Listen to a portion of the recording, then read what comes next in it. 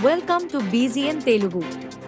తెలంగాణ లోక్ సభ ఎన్నికల్లో భాగంగా CM Revanth Reddy Malkajgiri parliament నియోజకవర్గంలో పర్యటించారు. ఆదివారం సాయంత్రం రోడ్ షో నిర్వహించిన రేవంత్ రెడ్డి బీజేపీపై మండిపడ్డారు.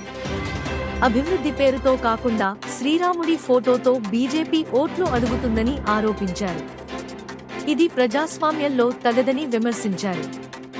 మల్కాజిగిరితో పాటు ఎల్బీనగర్ రోడ్ షోలో పాల్గొన్న సీఎం రేవంత్ అటు బీఆర్ఎస్ అధినేత కేసీఆర్ పై కూడా సెటైర్లు విసిరారు. 10 ఏళ్లు ముఖ్యమంత్రిగా ఉన్న సమయంలో సచివాలయానికి రాలేదని, ప్రస్తుతం ఎన్నికల ప్రచారంలో భాగంగా అనేక నియోజకవర్గాలను పర్యటిస్తున్నారని విమర్శించారు.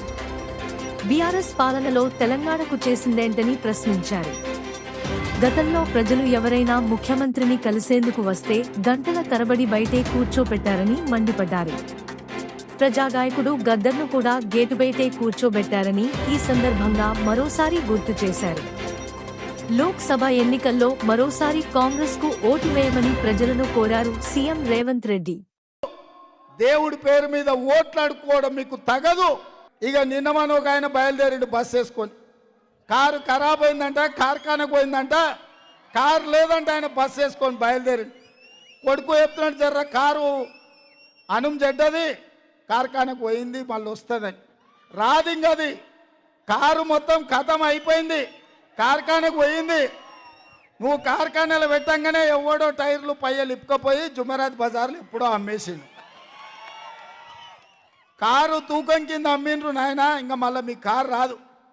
ఇక బస్సులో తిరిగట ఆయన చూస్తుంటే తిక్కలోడు తిరునాళ్ళకు పోతానంట, ఎక్కనికనే దిగనికనే సరిపోయిందంట.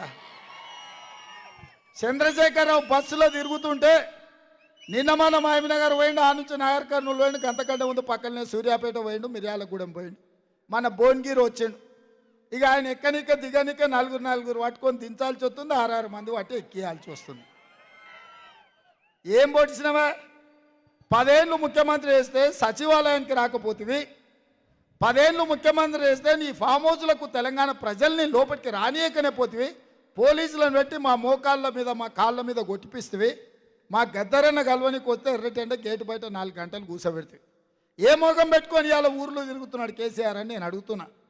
ఓడిండు కాబట్టి, ఉద్యోగం ఊడింది కాబట్టి ఇవాళ మళ్ళా అచ్చుకనో పుచ్చుకనో చేసి కొంగ జపం చేస్తున్నాడు. మీరు ఎక్కడైనా చూడండి, చెరువులలో ఒంటికాల మీద కళ్ళు మూసుకొని ఉంటుంది, ఎందుకంటే కొంగ జపం చేస్తుందని శాప పిల్లలు వస్తే కానీ లటక్. Thanks for watching BGN Telugu.